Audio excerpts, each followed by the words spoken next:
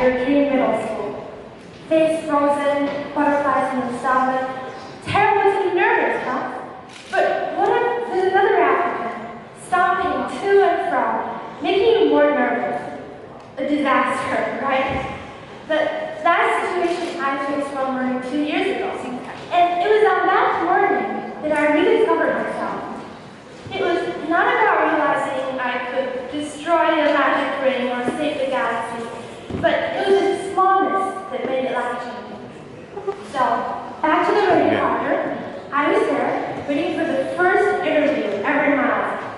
But then I noticed that girl over there seemed even more nervous than I was.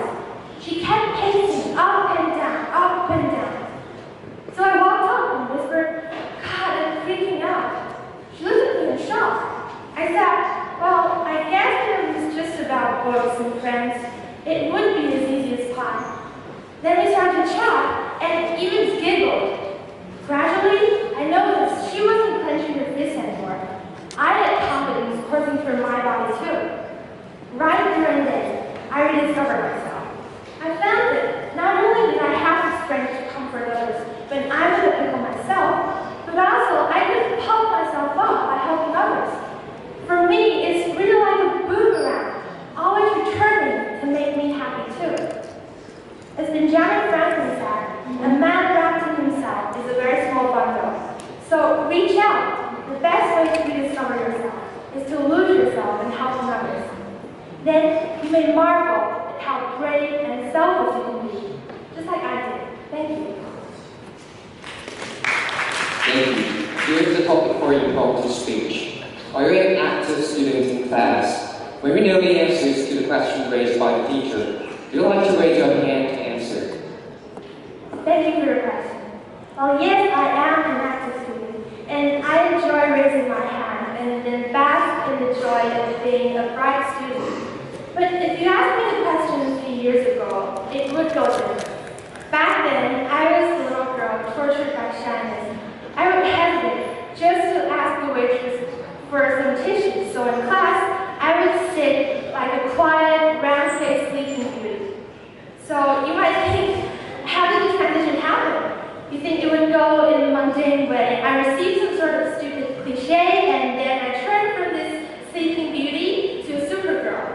But actually, it didn't happen. Surprisingly, I updated myself. As the questions got a little bit more difficult, I found that if I'm not the biggest advocate of myself, how would others appreciate my voice? So I started to create opportunities for myself, and now I really enjoy raising my hand and answering questions. Thank you.